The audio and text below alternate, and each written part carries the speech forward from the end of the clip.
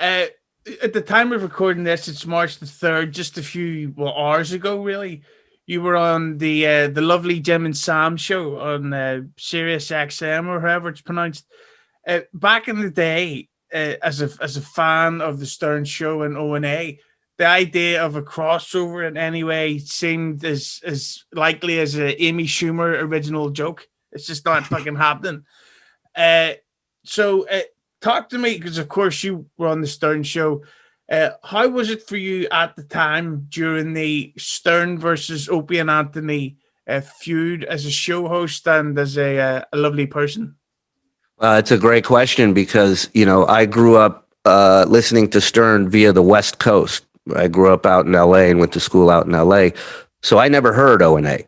I just heard what other fans of Howard had said about O&A, which was all they do is rip off the show. They're rip offs, blah, blah, blah. So when I'm working at Sirius and then O&A come from, XM and Sirius merge and now they're in the same building. And I remember they had a podcast that they would put out like old content, an hour-long podcast of old bits.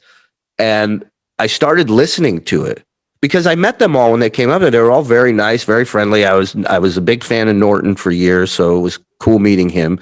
And I knew of them, but I didn't know anything solid about their show. Well, then I start listening to these old bits and I'm like, oh, these dudes aren't ripping off Howard. They're doing original shit that I don't think even Howard back in the day would have fucked with. And I loved all the comics hanging in there and busting each other's balls. That was a green room every time I did a comedy show.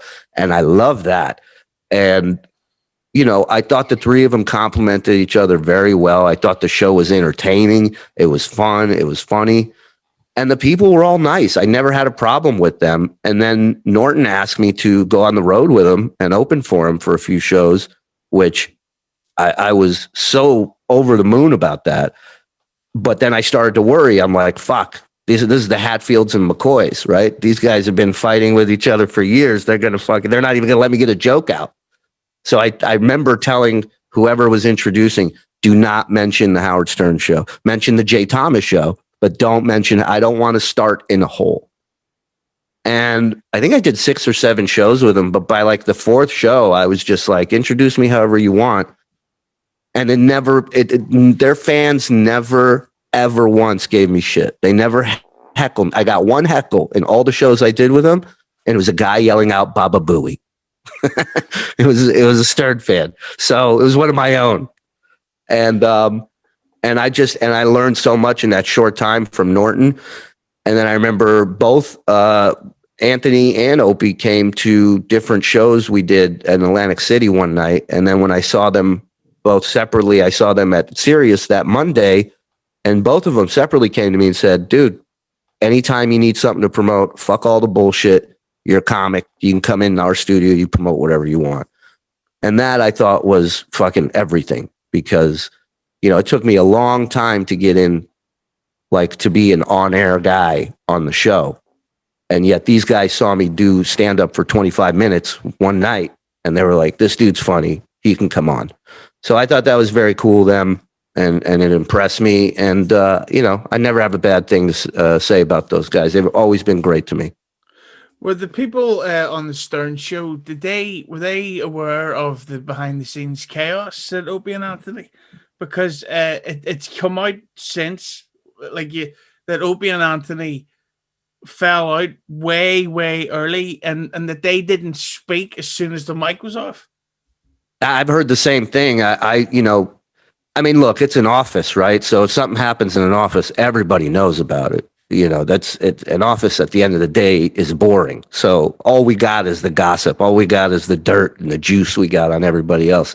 So yeah, I'm sure there were some rumblings. And, it's not like there's a line at Sirius and they don't cross this way and we don't cross that way.